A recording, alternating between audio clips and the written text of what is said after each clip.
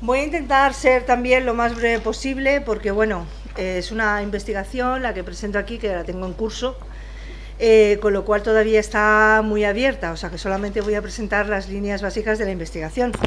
No me voy a presentar, yo creo que ya soy de sobra conocida, así que tranquilos, sino que voy, como dicen los toreros, a entrar directamente a matar.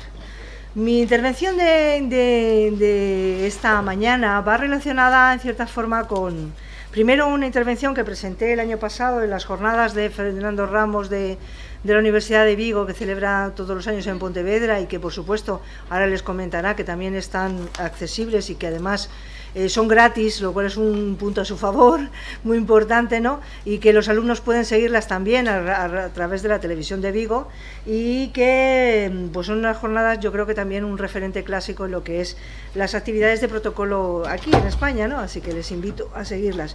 En esa sesión, espero que mi voz me dé para terminar la intervención, porque anda también ahí. En esa sesión yo presenté una ponencia el año pasado sobre las ceremonias de acceso de los presidentes de la República, vamos, en este caso el presidente de la República, por antonomasia, que es Niceto Alcalá Zamora, aquí en España, para señalar los paralelismos con lo que es el ceremonial de acceso de todos los monarcas que ha habido en cierta forma en España. En esta investigación, que como digo está enmarcada en una gran investigación sobre precisamente las ceremonias de acceso al poder en España, en la España contemporánea, lo que trato es de indagar cómo ha ido modificándose ese ceremonial para ir adaptándose a las necesidades del mensaje, al mensaje que se va transmitiendo en un determinado momento. Porque no podemos engañarnos, o sea, el protocolo es imagen, el protocolo es comunicación, pero el protocolo también es derecho. Pero no podemos entender un apartado sin el otro, es decir, ni nos estamos refiriendo exclusivamente a lo mismo de siempre, la derecha, la izquierda, las reglas, las banderitas puestas en un sitio y ya está, ni podemos prescindir del elemento normativo muy alegremente, como ha visto en la conferencia anterior de Domingo Bello, lo importante que es el tener en cuenta las leyes, o sea, el tener en cuenta las normas. Es decir, partimos, por lo tanto, de la concepción de que el protocolista, la persona que se dedica al protocolo, sobre todo la que se dedica al protocolo, pero también la que se dedica a la organización de eventos, tiene que tener un conocimiento de lo que es la normativa y de lo que es la legislación. Bien, cuando yo planteo esta ponencia, esta comunicación que ahora presento, tenemos que tener en cuenta que nosotros partimos de un concepto básico que es el concepto de Estado. Un Estado es aquella figura jurídica que tiene unas características especiales a las que se le reconoce una determinada personalidad, pero sobre todo que presenta estos tres elementos que son los característicos. Si no hay estos tres elementos, no hay Estado. ¿Qué elementos son estos? Pues por un lado la existencia de una población, es decir, unas personas, una comunidad, una sociedad que llega al convencimiento de que quieren vivir juntos. La existencia, en segundo lugar, de un territorio, es decir, no vivimos en cualquier parte, sino que vivimos en un determinado país. La existencia de ese territorio donde están esas personas es el segundo elemento.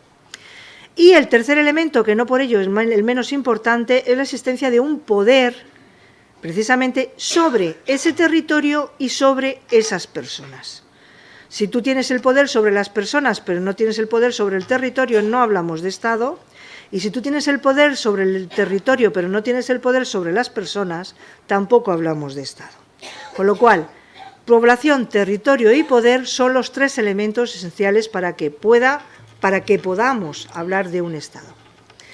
Una cosa es la forma de que el Estado pueda asumir y otra muy distinta, cuáles son las formas de gobierno. Bueno, prescindiendo de las elucubraciones de los griegos, de los romanos, sobre cuáles eran las formas de Estado, se puede decir que hoy en día las formas de Estado o son monarquías, o son repúblicas, o son dictaduras, dependiendo de la consideración y las capacidades que se otorgan al jefe del Estado, a la persona que está al frente de ese Estado. Si esa capacidad se transmite por vía hereditaria, hablaremos de una monarquía. Si se transmite a través de un proceso selectivo, unas elecciones, hablaremos de una república, y si no se transmite, sino que se toma por las bravas, pues hablaremos de una dictadura, evidentemente. Eso en cuanto a formas de Estado, pero luego después hay formas de gobierno varias, de forma que no todas las monarquías son iguales. Antes nos ha hablado el profesor Enes sobre la monarquía británica, y la verdad es que en cuanto a estándares, la monarquía británica es la monarquía constitucional por excelencia. De hecho, entre mis investigaciones, ¿os acordáis que el año pasado también planteé, que tengo también en el tintero, un estudio comparativo entre la monarquía británica y la monarquía española a partir de la serie The Crown? No está Luis, pero traigo el DVD para regalárselo. Bien, por lo tanto, depende de cómo se configuren los poderes del Estado, el legislativo, el ejecutivo y el judicial, y del reconocimiento que se den, por ejemplo, a los derechos y libertades públicas, nos vamos a encontrar con que cambiará la forma de gobierno. Hay monarquías absolutas, monarquías constitucionales, monarquías parlamentarias, monarquías de partidos. De la misma manera, hay repúblicas parlamentarias, presidencialistas o de partido, dependiendo de dónde está el acento en el poder ejecutivo. Lo que hay unanimidad es en las dictaduras, ahí sí que no hay tipos. Una dictadura es una dictadura y se acabó. No son elegidos, no son heredados, todos los poderes los tiene el dictador y son el grupo más tranquilo, quiero decir, el más fácil de determinar. Es el menos intranquilo, sino que se lo digan a los pobres de Venezuela. Pero bueno, es el más fácil de determinar. Una dictadura es dictadura, no hay dictadura blanda ni dictadura light. Todas las dictaduras son dictaduras. Bien. ¿Por qué es importante el tener esto en cuenta? Pues porque jurídicamente una cosa es ser jefe de Estado y otra cosa es ser jefe de gobierno.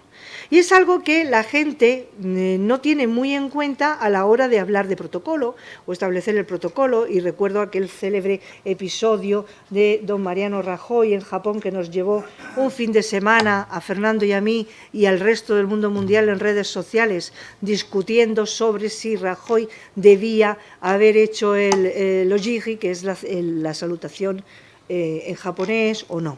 Es decir, una cosa es el jefe de Estado y otra cosa es el jefe de gobierno. En este sentido, la monarquía es la institución, yo creo que, bueno, si no, menos mal que no está Enes para que no me oiga, pues, bueno, aunque en Roma, la historia de Roma, parten de los famosos 12 reyes, que se duda de si alguna vez existieron, y lo primero que conocieron fue la república. Lo que sí es cierto es que, desde luego, como forma de Estado, la monarquía es la más tradicional, la más duradera, y la que está más extendida, por así decirlo. Por lo menos en la vieja Europa, en los territorios americanos se libraron del yugo de las monarquías. Bien, la monarquía, por lo tanto, implica un jefe de Estado que es elegido, ¿no? Y en esa elección hay una serie de rituales que conforman todo el ceremonial de acceso al poder. ¿Cómo puede acceder un monarca al trono? Bien, el caso más normal, digamos, o el clásico, es el del fallecimiento del titular anterior. Como decía Luis Rodríguez Endes, en el caso del fallecimiento del monarca, en el mismo momento en que se produce el fallecimiento, su sucesor adquiere los poderes y es rey. No es rey por el hecho de jurar una constitución, como nos parece que nos hacen creer, sino que es rey por haber nacido en unas circunstancias especiales, vinculado familiarmente con una familia de sangre real, evidentemente. Hay reyes, como pasa con el caso de la monarquía de Grecia, que no tienen territorio y que no tienen control sobre la población, aunque se les siguen dando ciertos tratamientos a esas personas. Hay reyes que reinan y a veces no sabemos muy bien si gobiernan, o reinan pero no gobiernan, como es el caso de la monarquía británica. Bien, en lo que va del siglo XIX hasta la actualidad, por fallecimiento del titular, verdaderamente solamente hay un rey que haya entrado directamente, que es el caso de Carlos IV.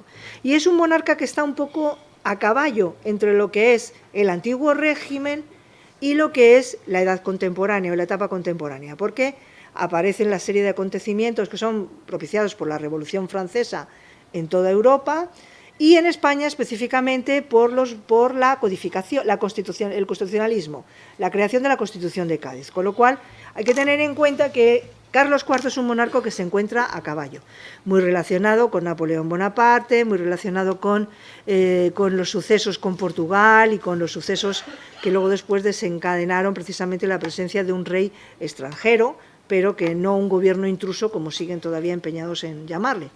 Por lo tanto, Carlos IV sería, de todos los Borbones más cercanos, el único que accede directamente porque se muere su padre. Como decía Luis, ha muerto el rey, o el rey ha muerto, viva el rey. Es decir, el hecho jurídico de la transmisión del poder se produce inmediatamente por la muerte del monarca. Hay una serie de casos en los que ese poder que se ha transmitido no se puede materializar, porque la persona que va a ocupar el cargo no tiene todas las bendiciones o tiene una minoría de edad. Es el caso en España de Isabel II de España, y hay un caso dudoso que es el de Alfonso XIII, que también lo tenemos aquí en cola, porque también su madre ostentó la regencia durante la menor edad. Como sabéis, Alfonso XIII es el hijo póstumo de Alfonso XII, es decir, nació una vez que ya había muerto, con lo cual fue su madre la que detentó la regencia hasta que llegó a tener la mayoría de edad suficiente para hacerse cargo del poder. Con lo cual, aunque son reyes, porque son reyes, ese hecho aparece una persona interpuesta que es la regencia y entra todo el mecanismo de regencias de nuestra Constitución histórica entra en funcionamiento. Bien, en el caso de Carlos IV, por lo tanto, tenemos que accede por el fallecimiento de su padre y existen una serie de fiestas que se realizan en torno al nuevo monarca una vez que pasa el tiempo necesario para lo que es el funeral, el velatorio, el luto por el monarca que ha muerto. A partir de ese momento todo se vuelve colorido, se levantan arquitecturas efímeras de las que nos habló Fernando Ramos en el anterior congreso, es decir, se realizan construcciones de tablados, monumentos, arcos, fuentes, que van a ser retirados una vez que pase todo el periodo de exaltación de la monarquía. O sea, entramos en la fase de exaltación de la monarquía. Entonces, todas las actividades que se realizan son para poner en valor al nuevo monarca, para presentarlo a sus súbditos, para legitimarle. Es propaganda pura y dura. Arquitecturas efímeras, decoraciones mitológicas, carros procesionales, máscaras, banquetes, fuegos artificiales, hasta que el momento en que se produce la proclamación, y a continuación solía terminarse con un reparto de monedas. Se elaboraban o se acuñaban unas determinadas monedas conmemorativas precisamente de la proclamación del monarca, y esas monedas se repartían, se tiraban al aire para que la gente las cogiera con motivo de júbilo. Aquí tienen, por ejemplo, las monedas de exaltación al trono, no de Carlos, sino de Fernando VII. Hay que tener en cuenta que la ceremonia de proclamación se realizaba en todas las ciudades, en todos los territorios, con lo cual no es solamente que el monarca llegara y fuera proclamado en Madrid por la Villa de Madrid, es que todas las ciudades hacían festejos para proclamar al monarca y los territorios de ultramar también hacían festejos similares. Allí no estaba el monarca, se colocaba un cuadro o una estatua del monarca debajo de un dosel para exhibirlo como el nuevo monarca del territorio. Aquí, por ejemplo, tenemos la proclamación que se hizo de Carlos IV en Nueva España, en México, en San Miguel. Las fiestas duran 3 días, se realizan en el lugar más emblemático, que normalmente es donde está precisamente las casas consistoriales, el ayuntamiento, la Plaza Mayor. Ahí se realizan una serie de arquitecturas efímeras de la mano del maestro mayor de la ciudad, que es el arquitecto más importante, que es Ignacio de Castera. Y precisamente la fachada principal de las casas capitulares se revisten por completo de madera, se adornan con cortinajes, se ponen estatuas, se realizan se incluyen elementos alegóricos sobre la propia tradición, en el caso de los territorios americanos, la propia tradición indígena, y en el caso de los territorios españoles, la propia tradición española. Con lo cual, allí era fácil ver, por un lado, las efigies de otros reyes españoles, pero también aparecía Hernán Cortés, Pizarro, podía aparecer el virrey que estaba gobernando en ese momento. Esta es por ejemplo, la plaza que tenemos, precisamente, la Plaza Mayor de México, conocemos el Zócalo, sabemos, veis, aquí estaría dispuesto, cómo estarían dispuestas para la festividad. Aquí, evidentemente, en las casas del Palacio del Virrey es donde se realizaban estas actuaciones. Pero no solamente se realizaba en las casas públicas, en los edificios emblemáticos de los organismos públicos, sino que las figuras principales, las gentes más importantes, condes, duques, los gremios, por ejemplo, ¿no? Las grandes autoridades, si no políticas, sí civiles y morales, también adornaban sus propias casas para la ocasión. En este caso, en el caso de América, lo más habitual es que existiera un cacique, o dentro de ellos alguien con mayor ascendente, incluso poder económico que los demás, que lo que hacía es que o bien financiaba todos estos adornos, o bien contribuía específicamente con el desfile y además su casa la engalanaba de manera especial.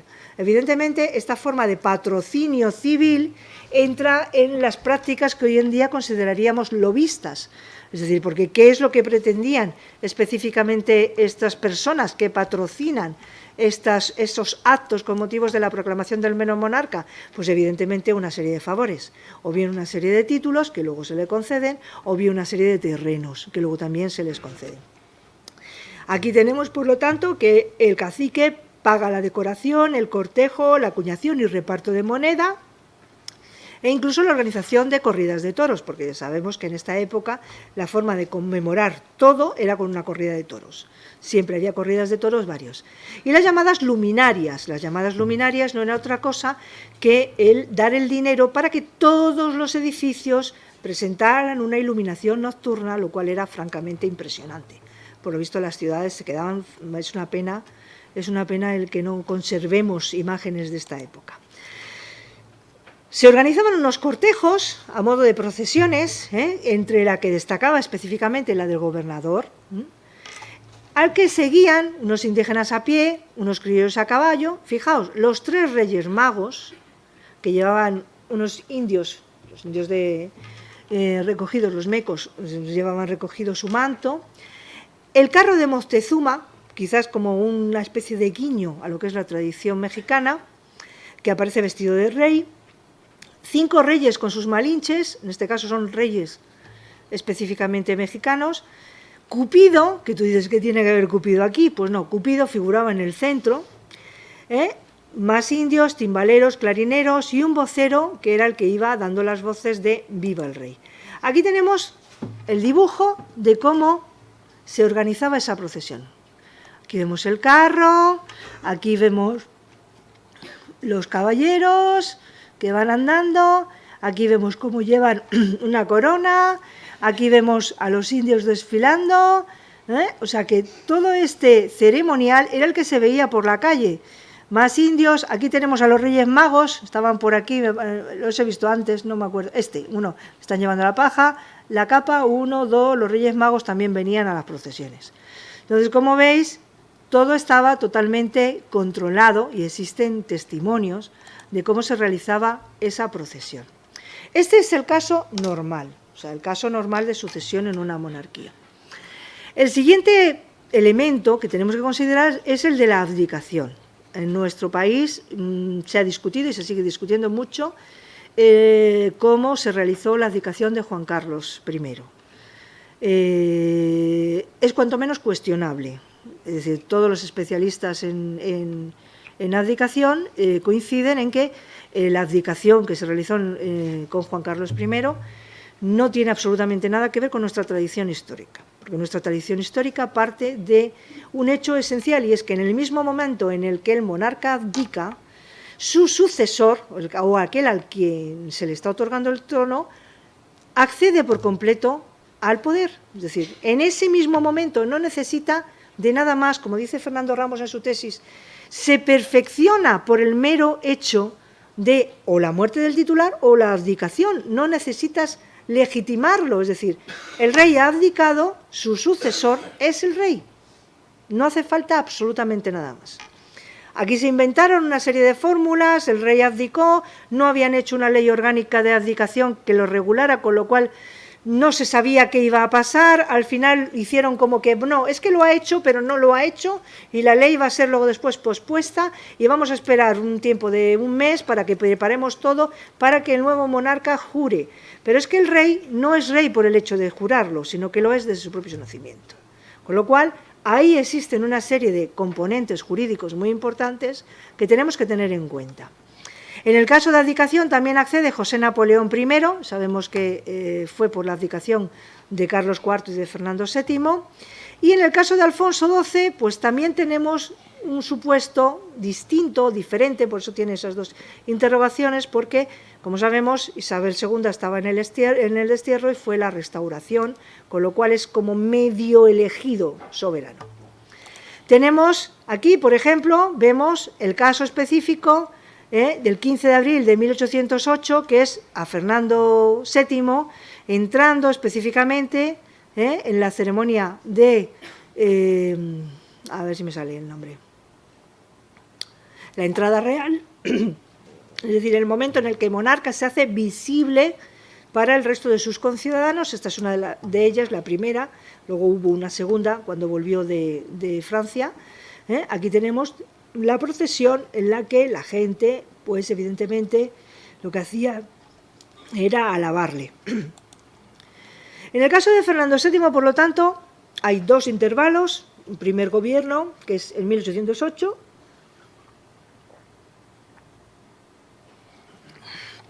y es la restauración al absolutismo, que es en 1814. Bien, ¿qué es lo que ocurre en 1808? Pues en 1800 ocurre que Fernando VII no está. Fernando VII está en Francia, con lo cual hay que montar todo el procedimiento sin que esté el monarca. Por lo tanto, ¿qué es lo que hay que hacer? Pues hay que proclamarle. Hay que proclamar a Fernando VII como monarca. ¿Quién se encarga de organizarlo? Pues se encargan de organizarlo las autoridades municipales, porque para eso son las que tienen específicamente el gobierno de la ciudad. Villa de Madrid, ¿dónde se hace? Bien, el Ayuntamiento de Madrid, primero, pide permiso para vestir de etiqueta, y la etiqueta antigua española, es decir, para vestirse todos ellos con sedas negras y sus golillas blancas, que era la tradicional española. Se le concede. Se monta un arco triunfal en la Plaza Mayor. Hay dos puertas, origen toscano, en otro momento les enseñaré las fotografías. ¿Quién es el que porta el estandarte real? El estandarte real es el que representa al rey verdaderamente, pero el rey no está. Pues evidentemente el alférez mayor de Madrid es el que se encarga de llevar el estandarte real. Se monta una comitiva. Esta comitiva sale de la casa del estandarte, o sea, del portador del estandarte, y pasa por la calle San Bernardo al ayuntamiento, donde es recibido. Hay una procesión, como hemos visto, parecida, similar a la que hemos visto en el caso de la proclamación: caballería, clarines, alabarderos, alguaciles, invitados del alférez, porteros, alcaldes, bla, bla. Y se llega a la plaza del Palacio de Oriente, que los que no lo conozcan podrán conocerlo mañana cuando vayamos a esa cena. Y allí se monta un catafalco con un dosel y el retrato de Fernando VII, porque el rey no está. Luego hay que representarle gráficamente, como si él estuviera. El alférez es el momento, en ese momento es el que mueve, exhibe las armas del rey, el pendón real, y lo señala. A continuación, el propio alférez es el que reparte y lanza las monedas que se han reelaborado para la ocasión, a gritos de Castilla, Castilla, Castilla, por el señor rey don Fernando VII, que Dios guarde. Esta es la última vez que se produce específicamente estos gritos en España.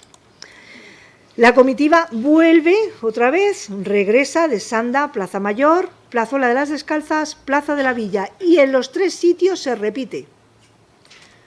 Castilla, Castilla, Castilla, ¡bum! Por último, se entrega el pendón que se coloca en el balcón de la calle Mayor, que es donde está ahora el Ayuntamiento de Madrid, donde se pone específicamente un retrato del rey y a los lados se le ponen a 2 alabarderos durante 8 días que lo custodian. El alférez, además, debía de ser una persona muy rica porque ofreció un piscis labis, como dicen los castizos, es decir, un refrigerio para 600 personas. Con lo cual, nos podemos hacer una idea. Como veis, aquí tenemos cómo estaría la Plaza Mayor en tiempos de Fernando VII. Sigo en la fase de buscar más fotos. Festejos. Duran 3 días, 24, 25 y 26, y por si fuera poco, 27 y 28, corridas de toros. Siempre las tradicionales corridas. Aquí tenemos otro grabado de Fernando VII. ¿Qué es lo que ocurre con Isabel II? Ya hemos dicho que Isabel II de España, cuando muere su padre, es menor de edad. Su madre asume la regencia, con lo cual se produce el levantamiento de pendones. Sí, lo que es el levantamiento de pendones. Pero entre medias ha ocurrido algo. ¿Y qué es lo que ha ocurrido? Pues lo que ha ocurrido es que a Fernando VII, en los últimos años de su reinado, se le obliga a poner en vigor la Constitución de 1808, la PEPA, nuestra primera Constitución. Y esto se hace en 1820 y le obligan a jurar. O sea, ya no es que el pueblo le jure a él, sino que él jure las leyes del Estado. Y le obligan a jurar esa Constitución en 1820.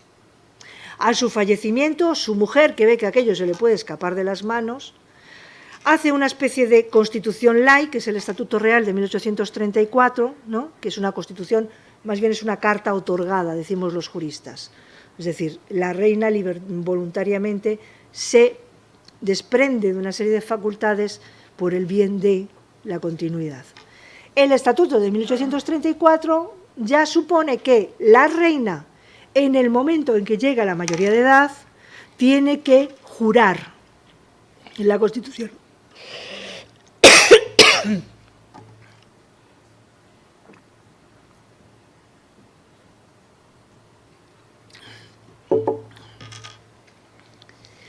Aquí tenemos los pasos por los que se produce ese juramento.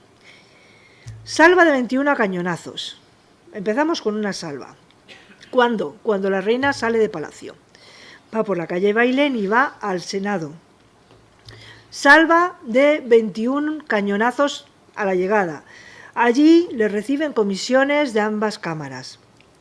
Entra, se establece...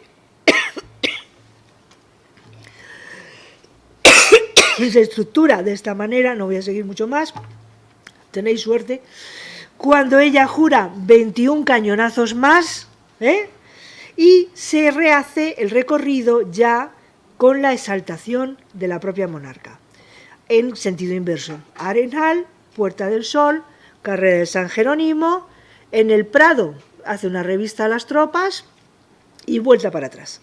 Carrera, Puerta del Sol, a la Almudena y al Arco de Palacio. Cuando llega a Palacio, otros 21 cañonazos. O sea, este fue el procedimiento con el que luego después se fueron pautando las distintas procedimientos de jura y proclamación. Amadeo Saboya, sabemos que fue elegido una vez que fue expulsada de España, Isabel II, con lo cual es el único monarca que tenemos de elección popular. Por lo tanto, es también curioso ver específicamente qué es lo que se hizo, porque en el caso de Amadeo se le cita, fijaos, la hora siempre son las 2, se le citan a las 2 a las Cortes, por el presidente de las Cortes, y entra a la vez el rey junto con el regente, que entran bajo dosel, ya sabemos. Hay un discurso del regente, un secretario lee la Constitución y se procede al juramento.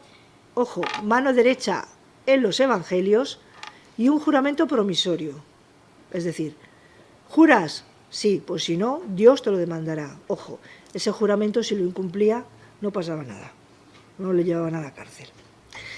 A continuación, se pronunciaban estas palabras: queda proclamado rey de España, Amadeo I, constituyentes españoles, viva el rey.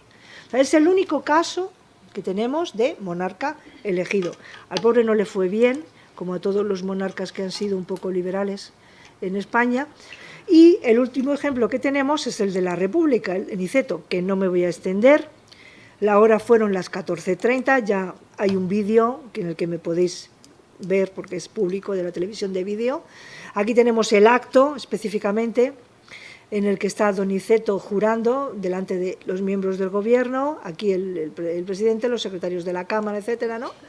Aquí tenemos la ceremonia de juramento, una investidura. Él es investido como jefe de Estado. No os cuento la investidura, esto es saliendo en una berlina descapotada, donde le imponen además la orden, creo que fue la de Isabel la Católica, la que le impusieron, no se ve muy bien, no se aprecia bien. Y por último, lo más importante, una vez que ya ha jurado, que ha sido investido, ¿qué es lo que hace Niceto? La procesión de exaltación, la misma, es decir, se sitúa la tropa tendida. Tropa tendida es que cada soldado está a la distancia de, como si fueran tendidos, como si estuvieran tendidos en una cuerda. Se sitúa tropa tendida en las dos laterales de la calle y él llega al Palacio Real. Él no llegó a ocupar el Palacio Real porque se negó y como algo gracioso, siguió viviendo en su casa hasta que le demostraron que aquello no solamente era un problema, sino que era un problemón, entre otras cosas por motivos de seguridad. Pero no llegó a vivir en el Palacio Real, al que acudía todos los días a trabajar. Como vemos, ¿qué es lo que hacen? Salir a la balconada principal, donde se produce la exaltación del pueblo, en el momento de las vivas, etc. En definitiva, como vemos, el procedimiento es siempre el mismo. El caso de Franco, no me voy a detener en él. Hay una ceremonia de transmisión de poderes, se realiza en la Capitanía en Burgos, la Capitanía General, en el Salón del Trono específicamente. Hay un dimes y diretes porque él no iba a ser investido como jefe de Estado, sino como jefe de gobierno, y lo que ocurre es que o se equivocó el que leyó el decreto o estaba preparado, porque en realidad le nombran jefe de Estado y no jefe de gobierno, con lo cual al final se quedó con todos los poderes. Aquí tenemos el procedimiento de llegar al Salón del Trono, esta es la Capitanía, y aquí tenemos a Franco en el Salón del Trono, donde dirige un discurso y en ese momento se transmiten los poderes. Aquí tenemos otra perspectiva. Como veis, existe un sillón debajo de un dosel. Ahora mismo, lo habréis visto en el anterior, estaba la foto aquí de Juan Carlos I y actualmente lo que hay es el escudo de los Borbones, el escudo de España. Bien, ¿qué es lo que detectamos de todo esto? Pues básicamente una moraleja, por así decirlo. ¿Por qué es importante esto de establecer en qué momento se transmiten los poderes? Pues por efectos jurídicos, o sea, se trata de legitimar, se trata de saber en qué momento termina uno y en qué momento empieza el otro. ¿Por qué? Pues porque a partir de ese momento el anterior no será responsable y será responsable el siguiente. Porque si uno ya no es rey y sigue dando disposiciones, esas disposiciones carecen de valor jurídico. Y porque si uno da disposiciones antes de ser rey, esas disposiciones carecen de valor jurídico. Pero de aquí sacamos una conclusión muy importante y es con la que me quedo. Da lo mismo monarquía, república, dictadura. Todas necesitan de un ceremonial, todas necesitan de un protocolo. ¿Por qué? Para legitimarse, pero sobre todo para establecer en qué momento se están transfiriendo esos poderes. Y bueno, pues eso es todo. Muchas gracias.